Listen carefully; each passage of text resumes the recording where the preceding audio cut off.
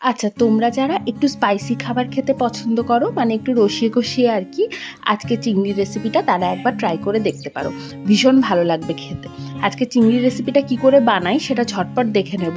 কখনো কেউ ট্রাই করলে আমাকে অবশ্যই কমেন্ট করে জানিও যে কেমন লাগলো। তো চিংড়িটাকে প্রথমেই যেরকম আমরা নুন হলুদ মাখিয়ে রাখি সেরকম নুন হলুদ মাখিয়ে তেলে ভেজে নিয়েছি। চিংড়ি ভাজার নিয়ম যেটা সেটাই করেছি, যে বেশিক্ষণ ভাজা যাবে না, কারণ বেশিক্ষণ ভাজলে চিংড়ি একটু রাবারের মতো হয়ে যায় খেতে, তাই সেটা ভালো লাগে না। মোটামুটি 30 সেকেন্ড এক এক পিঠ করে ভালো করে ভেজে সমস্ত চিংড়িগুলো তুলে রেখেছি। তারপর যে তেলটা ছিল তার মধ্যে দিয়ে দিয়েছি হাফ চামচের মতো ঘি। ঘিটা কিন্তু অবশ্যই অ্যাড করবে। তারপর এর মধ্যে দিয়ে দিয়েছি একটা বড় সাইজের কুচনো পেঁয়াজ। পেঁয়াজটাকে বেশ ভালো করে ভেজে নিতে হবে, মিডিয়াম ফ্লেমে ভাজবো যাতে পেঁয়াজটা পুড়ে না যায়। যতক্ষণ পেঁয়াজটা ভাজা হচ্ছে এদিকে একটা পেস্ট রেডি করে নিচ্ছি। তার জন্য নিয়েছি কয়েক কোয়া রসুন, 5-6টা কাঁচা লঙ্কা আর 1 ইঞ্চির মতো আদা। কাঁচা লঙ্কার পরিমাণটা একটু বেশি দিলে এই রেসিপিটা খেতে ভালো লাগে। ঝালটা অবশ্যই স্বাদ অনুযায়ী নেবে, যদি ঝাল কম খাও তো কম দিতে পারো, তবে আমি কিন্তু একটু বেশি পরিমাণেই দিয়েছি।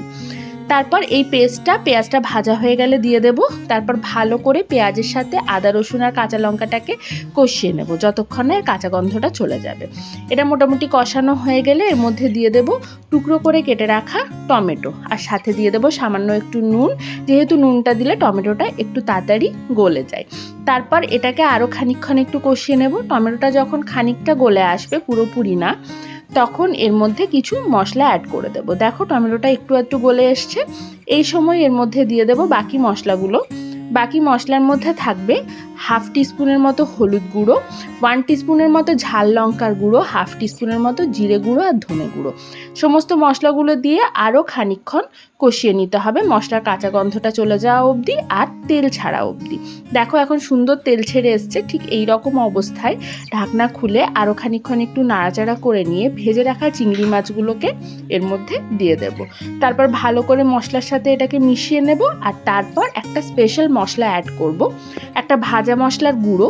এই গুঁড়োটার মধ্যে রয়েছে জিরে, ধনে, মৌরি আর গোলমরিচ। এই 4টেকে একটু শুকনো খোলায় ভেজে গুঁড়ো করে নিয়েছিলাম, সেই গুঁড়োটা অ্যাড করে দিলাম এর মধ্যে। তারপর শেষে একটু ঘি দেওয়াও যায়, নাও দেওয়া যায়, আর কিছুই না। তারপর ভালো করে কষিয়ে এটাকে গরম গরম সার্ভ করে দাও। গরম ভাতের সাথে ভীষণ ভালো লাগে, পরোটার সাথেও খেতে কিন্তু খারাপ লাগে না। কখনো একবার ট্রাই করে দেখো, ভীষণ ভালো লাগবে খেতে। এই রকমই প্রতিদিনের দৈনন্দিন রেসিপি দেখার জন্য অবশ্যই পাশে থেকো। ভিডিওটা ভালো লাগলে লাইক করো। চলো আজকে এটুকুই, ফিরে আসবো আবার অন্য কোনো রেসিপি নিয়ে। ততক্ষণের জন্য টাটা।